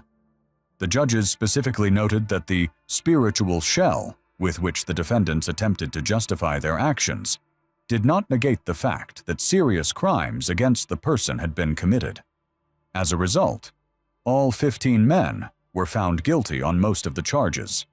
The leaders of the group, including Master, received the maximum sentence, while the others received long prison terms, in some cases with subsequent restrictions on any public activity. The maximum sentences were carried out after appeals within the time limits established by law. Official reports limited themselves to a brief statement about the commission of particularly serious crimes related to human trafficking, violence, and prohibited practices. The fate of the girls after sentencing varied. The state in which the complex was located decided to repatriate them to their countries of origin, in consultation with the relevant embassies and consulates. Before departure, they underwent treatment and psychological rehabilitation in specialized centers. Some were provided with temporary housing and assistance in restoring their documents. International human rights organizations included them in programs to support victims of human trafficking, helping with treatment, legal advice, and job searches. However, even with formal assistance, the consequences of their experiences did not disappear. Psychologists noted that many of the girls had long-term sleep problems, panic attacks, difficulty trusting people, especially men, and complex relationships with family issues, given the loss of children born in the underground complex. In several cases, relatives did not fully understand the scale of what had happened, or preferred not to talk about it, which intensified the victims' feelings of isolation. Attempts to find the children who had been taken from the underground complex yielded limited results. Investigators traced some of the money and found several families who had adopted babies through opaque schemes, but the lack of official birth documents, fake certificates, and the use of front men made the task virtually impossible. It was difficult to legally prove the connection between a specific child and a specific mother without genetic testing, which the new guardians did not agree to. As a result, reports noted that several children were likely living in wealthy families in different countries, but their identities and locations were not disclosed. Information about the existence of this group and the underground complex was not widely disseminated for a long time. Within the country, the authorities limited themselves to brief statements and were reluctant to disclose details to the public. The bulk of the information became known outside the region thanks to human rights activists and lawyers involved in the case, who passed the materials on to colleagues in Europe. These documents were later used as the basis for journalistic investigations and documentary projects, but their distribution in many Middle Eastern countries was blocked on formal grounds. For experts involved in combating human trafficking, this case became an example of how a combination of financial resources, a closed elite, and pseudo-spiritual ideology can create a sustainable system of violence that is virtually invisible to outside observers.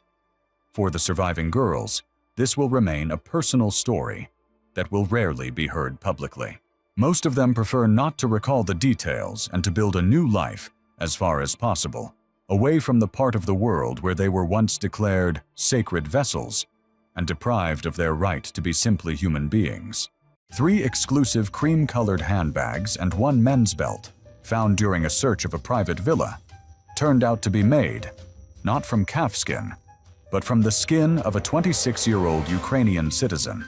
DNA testing confirmed that the material used to make these accessories belonged to Alina Sokolova, who was officially listed as missing after an accident on the water. Alina Sokolova lived in a residential area of Kiev, in an old prefabricated high-rise building where the elevator broke down every week and the hot water was turned off for the entire summer. She lived with her mother and younger brother, who had just entered college. The family was desperately short of money. Her mother worked as a nurse and earned a pittance, which was barely enough to buy food. Her father left the family 10 years ago and did not help in any way. Alina tried to support her family on her own. She was not a professional top model featured in magazines. She earned extra money by modeling for cheap clothing catalogs, standing at promotional events in supermarkets, and sometimes appearing as an extra in music videos. It was hard work for little pay. Loans for household appliances and debts for the apartment were growing like a snowball. Debt collectors began calling in the evenings, threatening legal action. It was at this moment of despair that a woman wrote to Alina on Instagram. The woman's profile looked expensive and respectable. Her name was Victoria, and she introduced herself as a scout for the Dubai modeling agency Golden Sands. The message said that Alina was the perfect type for working at private events in the Emirates. Victoria suggested meeting to discuss the details. The meeting took place not in an office, but in the lobby of an expensive hotel in the city center. Victoria arrived with a folder of documents and a tablet. She got straight to the point, without wasting time on small talk. The job consisted of simply attending parties of wealthy people, smiling, keeping up the conversation, and adding glamour to the evening. No intimacy, strictly hostessing and modeling. The salary was $5,000 a month net, plus accommodation, meals, and flights. For Alina, $5,000 was an amount she couldn't earn in Kiev in a year. Victoria put the contract on the table. It was thick, in English with a Russian translation. There were many clauses about penalties for being late and violating the dress code, but the most important one was about complete confidentiality. Models were prohibited from posting stories, taking selfies at work, or revealing who was at the party and where it was taking place. Victoria explained it simply. The clients were sheikhs and big businessmen, and they didn't want any gossip in the press. Alina skimmed through the text. She didn't understand many of the legal terms, but the figure of $5,000 in the payment column overshadowed all her doubts. She signed the contract without even consulting a lawyer. She felt like she had won the lottery and would now save her family from poverty. Before the trip, she had to undergo a medical examination. Victoria sent Alina not to a regular clinic, but to a private medical center. The doctor, a man in his 50s with cold hands, behaved strangely. He barely listened to her heart or measured her blood pressure. Instead, he examined Alina's skin very carefully and at length. He asked her to undress completely and shone a special lamp on her back, hips, and stomach. He measured the distance between her moles with a tape measure, felt her skin for elasticity, and recorded information about any scars. Alina asked why such a thorough examination of her skin was necessary. The doctor replied curtly, without looking up, that the sun was very hot in the Emirates, and the agency had to be sure that the model would not have problems with pigmentation or allergies. It sounded logical, and Alina calmed down. The doctor stamped her fit certificate. On October 14th, Alina flew out of Borisville. She told her mother that she was going to work at a diamond exhibition and would be living in a hotel with other girls. Her brother asked her to bring him a new phone, and Alina promised to buy it with her first paycheck. She was met at the airport in Dubai. It was not a taxi, but a huge black SUV with tinted windows. The driver in a white shirt silently took her suitcase and opened the door. Alina sat down in the cool interior, expecting to see the skyscrapers and lights of the big city she had read so much about. But the car drove in the other direction. They turned onto a wide highway, and half an hour later, the city lights were behind them. All around was the darkness of the desert. Alina tapped on the partition between the seats and asked the driver where they were going. The driver replied in broken English that he was taking her to the company owner's villa for a briefing and then to a hotel. Alina tensed up, but decided not to panic prematurely. An hour later, the car turned off the highway onto a narrow road leading to a high fence. The fence was made of stone, 4 meters high, with barbed wire on top. The gate opened and the Jeep drove inside. The territory was huge, but empty. No parties, no music. In the middle of the courtyard stood a large white house, resembling a palace, but somehow uninhabited, too quiet. At the entrance, she was met by a woman named Claire. She was European, dressed in a strict business suit. Claire did not smile. She said immediately, "Welcome to the residence. Hand over your phone and passport." Alina was surprised and asked why. Claire replied harshly that it was a security rule. Very important people live here, and no gadgets are allowed. The passport is needed to register the visa. Alina, feeling uncomfortable under the gaze of the security guards, handed over her phone and documents. Claire promised that she would give her a work phone in the morning for communication. Alina was taken to her room. The room was luxurious. Marble floors, a huge bed, expensive furniture. But the windows did not open, and the door was locked from the outside as soon as Alina entered. She was told to rest. Alina was woken up early in the morning. 2 maids entered the room and brought breakfast and strange clothes. A long white shirt made of natural silk, similar to a hoodie. Alina never saw her jeans and t-shirt again.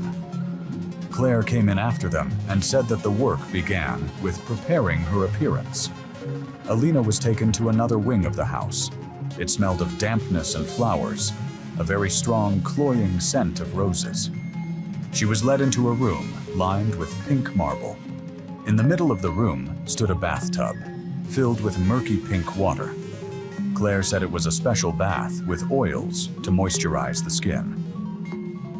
Alina had to lie in it for 2 hours, 3 times a day. The first few days, Alina tried to ask about work, about exhibitions, about when she would go to the city. Claire replied monosyllabically, "Soon. First, we need to make you look perfect." The food they brought Alina was strange. It was mostly liquid soups and herbal-flavored smoothies. After eating, Alina felt very weak and sleepy. Her head felt heavy. Her thoughts were confused. She wanted to sleep all the time. She stopped worrying about the door being locked. She didn't care anymore. She just lay on the bed, stared at the ceiling, and waited for someone to come and take her to the bathroom. After a week, Alina noticed changes. Her skin became very pale and soft, like a baby's. But it was not a healthy softness. Her skin became thin, and her veins showed through it. Any touch was painful. The water in the bath stung more and more each time. The smell of roses, which at first seemed pleasant, now made her nauseous. Claire came every day, examined Alina, touched her hands and back, nodded to herself, and left. Once, Alina saw another girl in the corridor. She was being led by 2 guards. The girl could barely move her legs, her eyes were glassy, and she was looking through the walls. She was wearing the same white robe. Alina wanted to shout to her, to ask what was going on, but her tongue wouldn't obey her. She felt as if she were in a fog. On the 10th day, Alina was brought to an office. A man in traditional Arab clothing was sitting there. It was not the doctor who had examined her in Kiev, nor was it the driver. It was the owner. He was sitting at a table drinking tea. Claire placed Alina in the center of the room and took off her robe. Alina stood naked, shivering from cold and fear, but the drugs in her food suppressed her panic. The man stood up, walked over to her, and ran his finger along her shoulder. He didn't look at her face. He only looked at her skin. He said something in Arabic, and Claire translated. "The material is ready. The quality is excellent. We can begin the purification stage." The purification stage turned out to be hell. The baths were different now. Something burning was added to the water. Alina cried when she sat down in the water, but the guards held her there by force. Her skin burned. After the bath, they smeared her with thick ointments that froze the pain, but made her body feel even more alien. Alina realized that these were not spa treatments. They were preparing her for something terrible. In rare moments of clarity, when the effects of the drugs weakened a little, she tried to find a way out. She knocked on the door, but no one opened it. There were no windows at all in her new room in the basement. Only the ventilation hummed under the ceiling. One night she woke up to the sound of someone screaming. The scream was distant, muffled by thick walls, but full of horror. It wasn't just a scream, it was the howl of an animal being killed. Alina huddled in the corner of the bed, covering her ears with her hands. She realized that it was the girl she had seen in the hallway who was screaming. In the morning, Claire came with a new batch of cocktails. She was cheerful, which was rare. She said, "Today is a great day. Today your transformation will begin. You will become part of eternity." Alina looked at her and asked, "Where is that girl? The blonde?" Claire smiled with her lips, her eyes remaining cold. "She has already fulfilled her destiny. She has become beautiful." Alina was no longer fed solid food at all, only water with pink syrup. She had become so weak that she could not get out of bed without help. Her body had become almost transparent. The tattoo on her shoulder blade, a small bird she had gotten when she was 18, became bright, as if drawn with a marker on paper. Claire brought special tools, scrapers. The maids began to scrape Alina's skin every day, removing the top layer of dead cells. It didn't hurt because of the ointments, but it was scary. They polished her, like polishing wood before varnishing. Alina was turning into a thing. She was still breathing, her heart was still beating, but to these people she was already just an expensive piece of leather. One day, 3 men entered her room. They were not doctors or guards. They were dressed in aprons like butchers or tanners. One of them was carrying a briefcase with tools. They silently examined Alina, discussing her as if she were not there. One of them took her by the hand, turned her around, looked at her elbow, then at her tattoo. He clicked his tongue in dissatisfaction when he saw the bird and said in English, "The design will have to be cut off, or worked around in the cut." Alina understood. They were not talking about her as a person. They were talking about her as a piece of fabric for sewing. The preparation process was completed on November 4th, exactly 3 weeks after Alina's arrival in the United Arab Emirates. According to data recovered from the servers of a private security company serving the perimeter of the estate, on that day, a gray minivan without identification marks entered the territory, delivering equipment classified in customs declarations as tools for processing organic materials. Inside was a team of 2 specialists, whose identities the investigation was only able to establish months later. They were former employees of the pathology department of a private clinic in Eastern Europe, hired on contract through a chain of front companies. Their task was not to treat patients, but to professionally extract biological material while preserving its integrity and aesthetic properties. Alina's morning began not with her usual intake of liquid food, but with a complete refusal of food and water. This was standard preoperative practice, necessary to ensure that dehydration made the skin denser and drier, which facilitated subsequent processing. Claire, the personnel manager, entered the room accompanied by 2 orderlies. Alina was given an injection of a powerful muscle relaxant mixed with a sedative. The substance took effect instantly. The girl's consciousness remained relatively clear. She could see and hear what was happening, but she completely lost control of her motor functions. Her muscles relaxed to such an extent that she could not even move a finger or close her eyelids. Her body turned into a heavy, unresponsive object, which the orderlies transferred to a stretcher and covered with a white sheet. Alina was wheeled down long corridors in the basement, the existence of which she had been unaware of. The walls here were lined with white tiles, and the air was saturated with the smell of ozone and sterilizing solutions, reminiscent of the smell of an operating room. The journey ended in a room that appeared in the investigation documents as the ceremony hall. It was a spacious, circular room with a high domed ceiling. In the center was a shallow pool carved from a single piece of pink marble.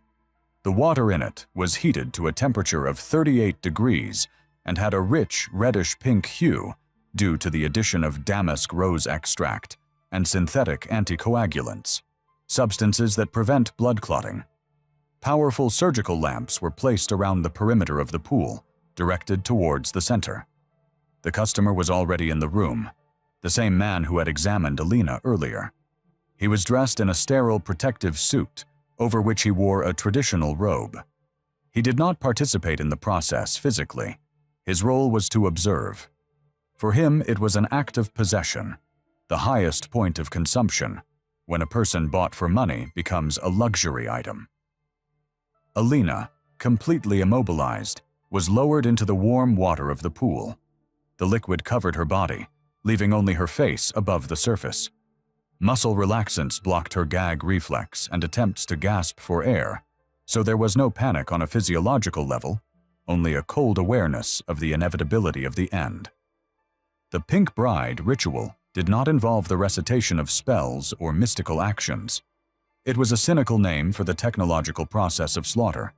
The essence of the method was to bleed the victim in warm water saturated with oils, which allowed the pores of the skin to open as much as possible and absorb the preservatives while the organism was still alive.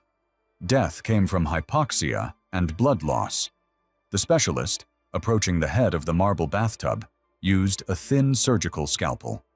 Incisions were made in the carotid artery area and on the wrists, underwater, so that splashes would not get on the valuable material, the skin of the chest, back, and thighs.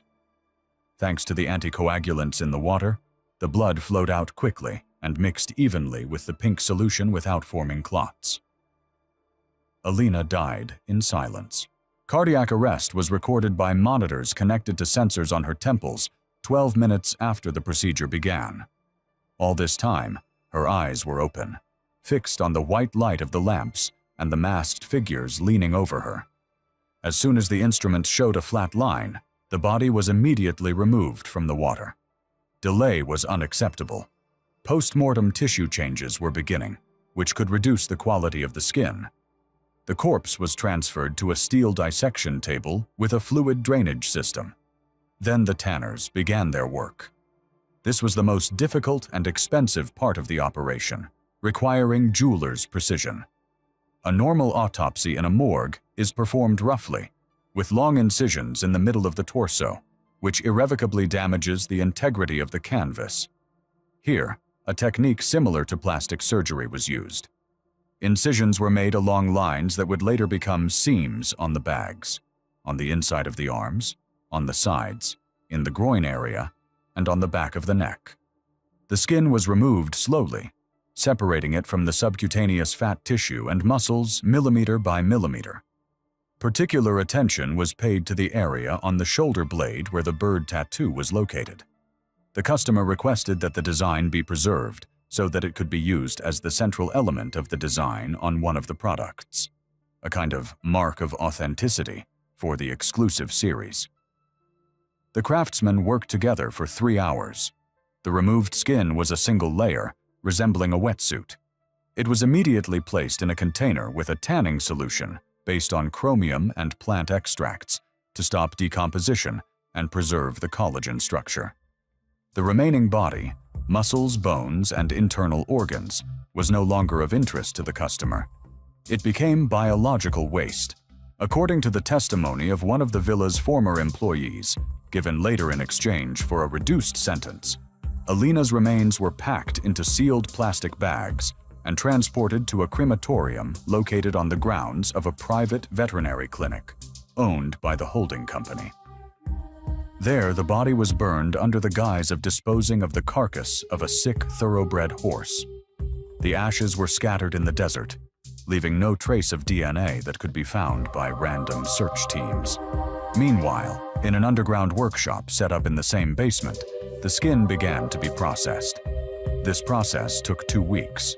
Human skin is thinner and more elastic than cowhide, but more difficult to process. It requires more delicate chemicals. The craftsmen used ancient tanning recipes used to make lambskin gloves, but with the addition of modern synthetic fixatives. Alina's skin was bleached to remove cadaver spots and uneven pigmentation, then dyed a delicate cream beige color, which was listed in the order catalog as nude alabaster. The tattoo on the piece of leather retained its colors, becoming the only bright spot on the pale background. 3 medium-sized women's tote bags, 1 men's belt, and 2 wallets were cut and sewn from the resulting material. The accessories for the items were made of white gold and encrusted with small rubies symbolizing drops of blood. On the inside of each item, on a red velvet lining, the workshop's stamp and serial number were embossed, 1 of 6.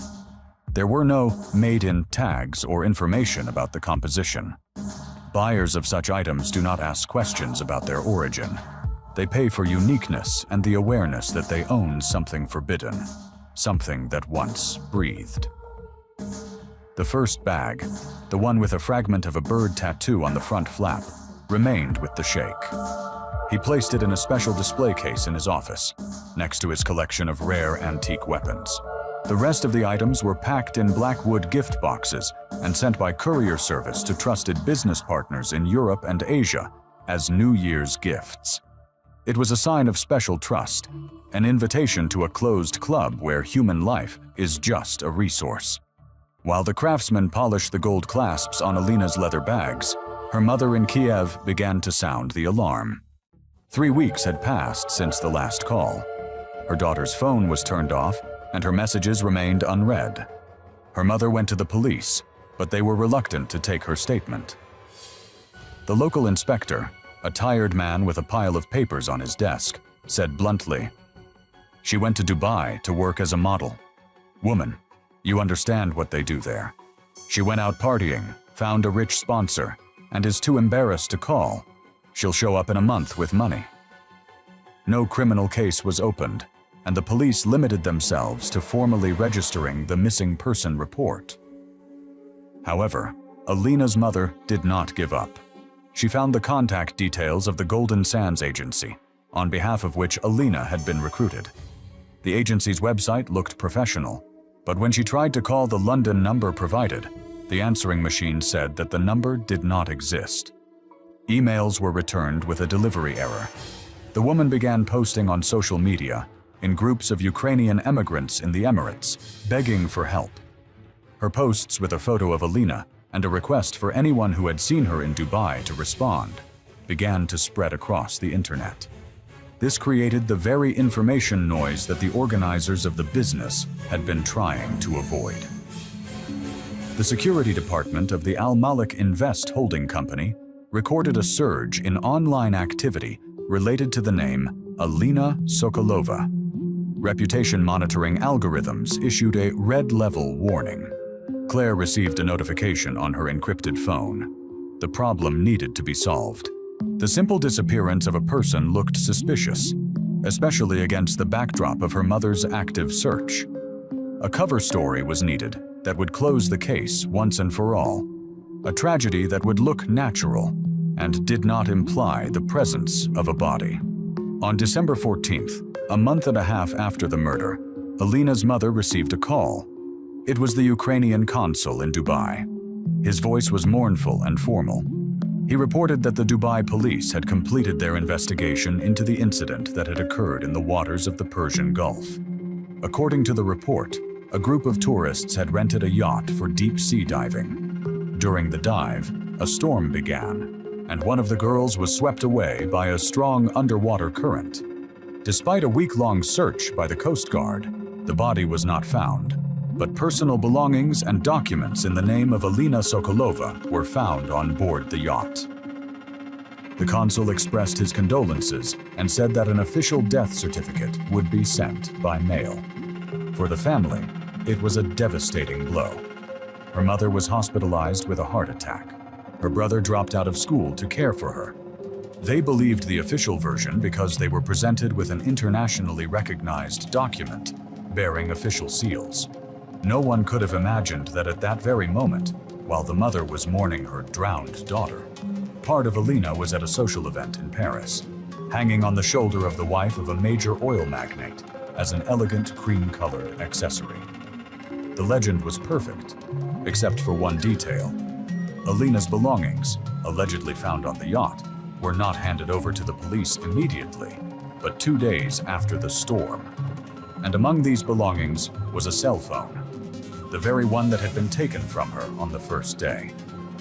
The holding company's security specialists wiped its memory, deleting all calls and photos, but they made a technical mistake. They did not take into account that the phone was synchronized with cloud storage, the password for which Alina's brother knew. When the phone was turned on the yacht to create the appearance of its presence there, it caught the network for a second and sent an automatic geotag to the cloud. Alina's brother, trying to find at least some recent photos of his sister, logged into her account a month after the funeral, which in fact did not take place. An empty coffin was buried. He saw that the phone's last activity was recorded not at sea, nor in the port where the yacht was supposedly moored. The geolocation point indicated coordinates deep in the desert, 70 kilometers from the coastline, in a place that was marked on Google Maps as private property, no trespassing. This discrepancy became the crack in the dam of lies through which the truth would soon pour out. As a technical college student, the young man understood that GPS data was difficult to falsify and that a phone could not accidentally be off by 70 kilometers. He began his own amateur investigation, comparing dates. The official date of death was December 12th, but the geotag from the desert was dated October 14th, the day Alina arrived, and the next tag appeared only in December at the port. Where was the phone for 2 months, and why did it go silent in that particular spot in the desert? He took screenshots, printed out maps, and instead of going to the police, who had already turned him away once, he wrote a letter to a journalist from an independent European publication who specialized in investigating human trafficking in Eastern Europe. The journalist, whose name was Thomas, was initially skeptical about the letter from the Ukrainian student. Hundreds of such stories about models sold into slavery come in, but he was intrigued by the geolocation detail. He checked the coordinates. It was not just a shed in the desert.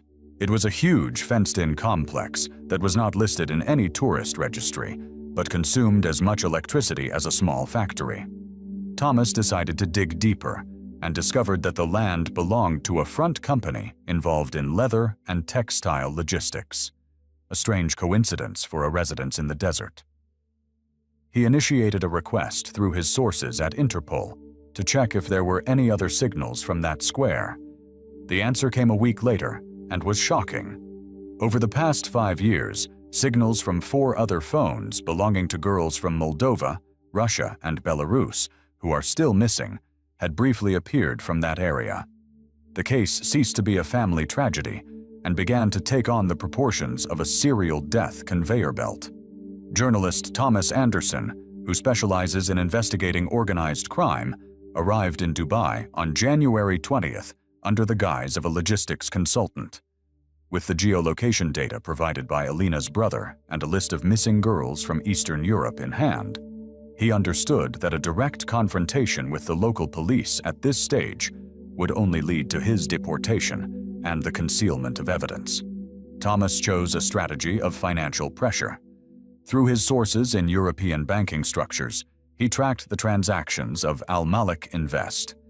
It turned out that this holding company, officially engaged in real estate, regularly received transfers from closed auction houses in Europe, marked for art and antiques.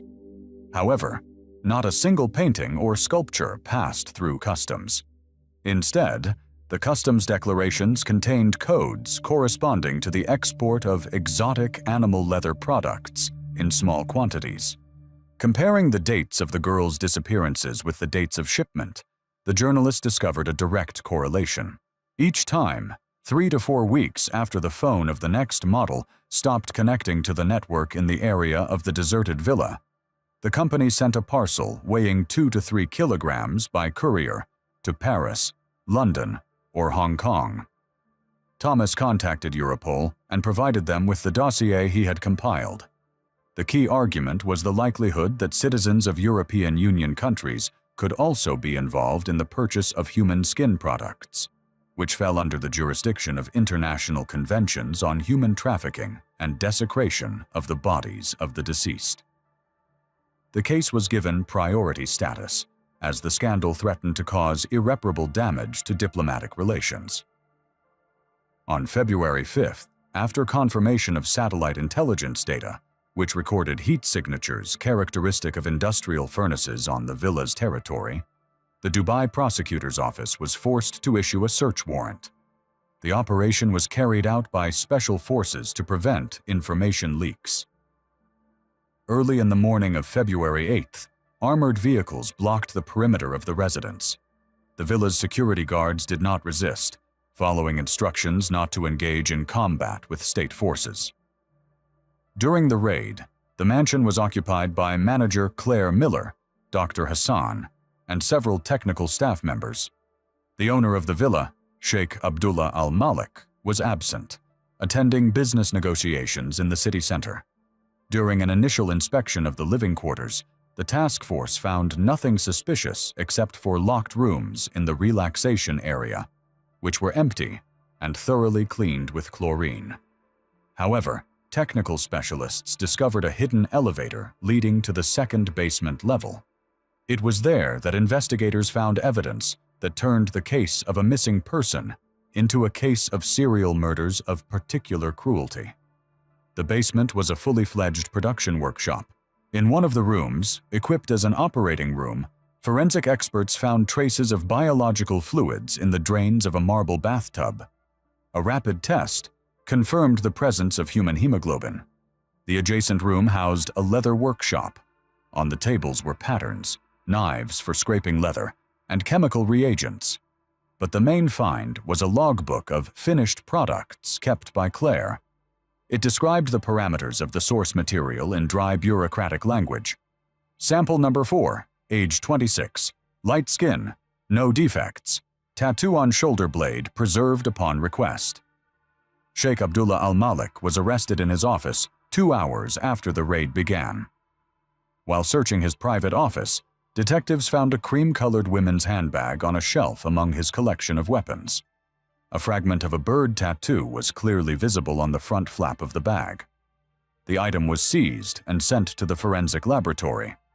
DNA analysis, carried out within 48 hours, showed a 100% match with genetic material taken from Alina Sokolova's mother. This became irrefutable